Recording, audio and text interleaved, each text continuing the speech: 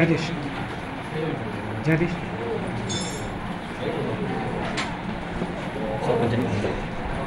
Ada sir complete snacks में fish करो इसी इसको डरना कोई जैसे तैयार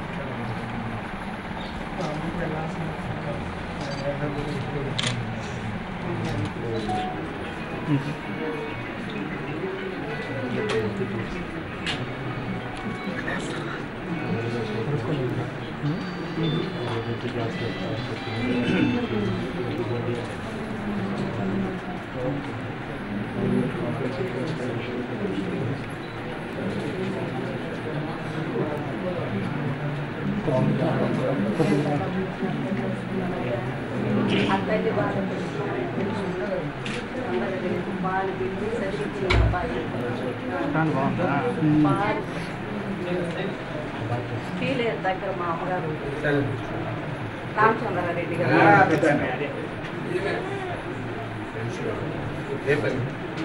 పంపల్లి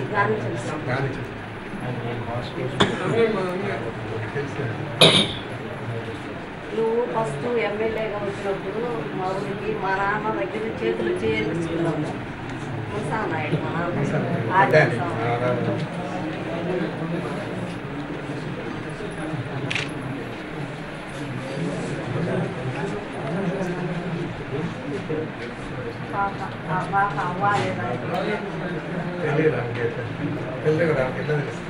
నా కూతురు అమ్మాయి అల్లుడు ఆడబిడ్డ కొడుకు పిలిచింది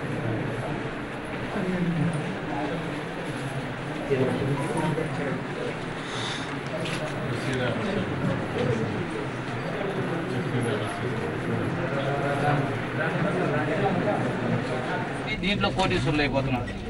ఇచ్చారు 8.5 ఎకరా గ్రౌండ్ కలిసి ఇస్తే దాంట్లో వాళ్ళకు అనుకూలంగా ఎస్సీలకు పట్టాలు ఇప్పించారు. సగం నెలలో వాళ్ళకి ఎస్సీలకు పట్టాలు ఇప్పించి ఆ రోజు రోజు కూడా ఎస్సీలు పంపించారు మా మీదకి. ఎస్సీలని ఎస్టీ కాలనీలో వాళ్ళకి ఎట్టి ఇల్లు వస్తాయి. ఎస్టీ కాలనీలో వాళ్ళందరికి ఇల్లులు ఉన్నాయి. వాళ్ళ ఫ్యామిలీకి ఎస్సీ కాలనీలో ఇల్లు ఉన్నాయి. భాస్కర్ నాయుడికి వెంకటరామ నాయుడికి వాళ్ళ పని బాటు వాళ్ళు చెప్పినట్టు అనుకోతే ఇల్లు ఖాళీ చేసేయి. నువ్వేంటి ఇక్కడ నీకు ఇల్లు లేదేడా ఇక్కడ నుంచి వెళ్ళిపో నువ్వు.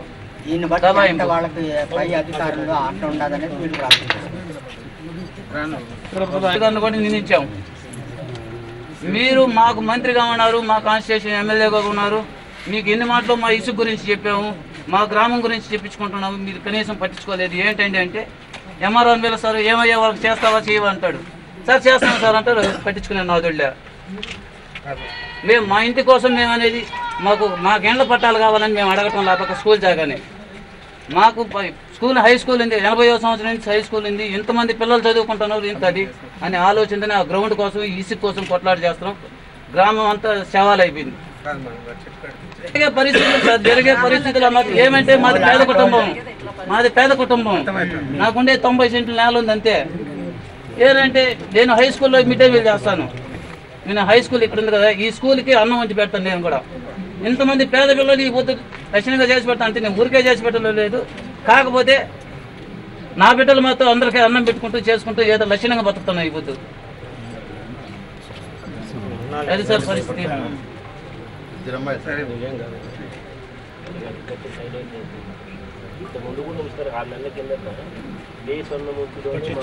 పట్టించాం కదా 600 లారీలు బట్టి బాలాజీ వరకు ఇచ్చారు కదా, అందరు పోయి 600 లారీలు పట్టించారు.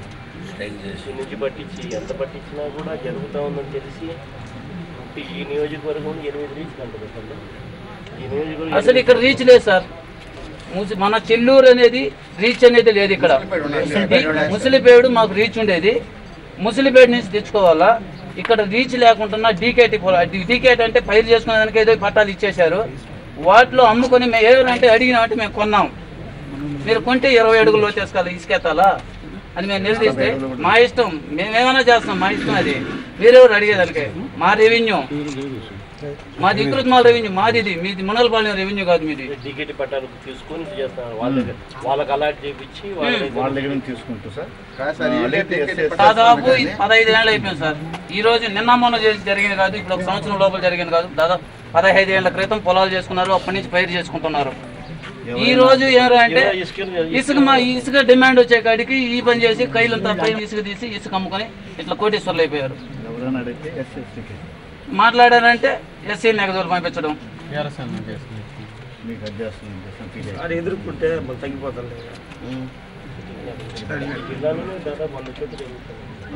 ఈ జిల్లాలోకి మాదే సార్ మెయిన్. ఇక్కడ ఇటు రావిళ్ళ వారి కంట్రీ కానించి ఇట ముసిలిపేట దాకా ఈ మధ్యలోనే. ముసిలిపేట అంటే రీచ్ పెట్టారు. రీచ్ల్లో కూడా ఏమంటే ఎండిఓ గారిని కూడా గట్టిగా నిలదీసి అడిగాం, మీరు ఈ రీచ్ల్లో కూడా 3 అడుగులకు మించి తీయకూడదు. అది కూడా ఏంటంటే పొద్దున 6 నుంచి సాయంత్రం 6 వరకే తీయాలా, మిగతా టైంలో తీసేదానికి లేదు అని గవర్నమెంట్ కూడా చెప్పింది. ఈ ఫ్రీ శాండ్ చేసే కాడికి మాకు ఇంకా ఎక్కువ నాశనం అయిపోయినాం సార్. రైతులంతా చచ్చిపోతున్నారు. ఈరోజు పైర్లు లేకుండా బీళ్లు పెట్టుకుని వేసిన పంటలు పండకుండా సర్వనాశనం అయిపోయినాం.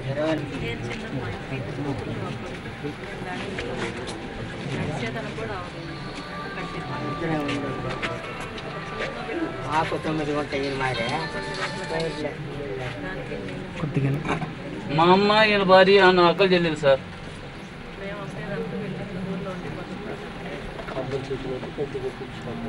ఏం సార్?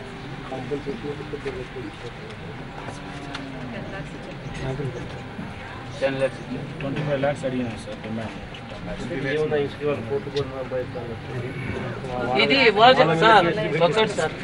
దీంట్లో వాళ్ళు కనీసం దాదాపు ఒక 200 కోట్లు సంపాదించేసి ఇసుకలో వాళ్ళ చేత మీరు చచ్చిపోయిన కుటుంబాలకు దానం చేస్తే అందరూ బాగుపడతారు సార్.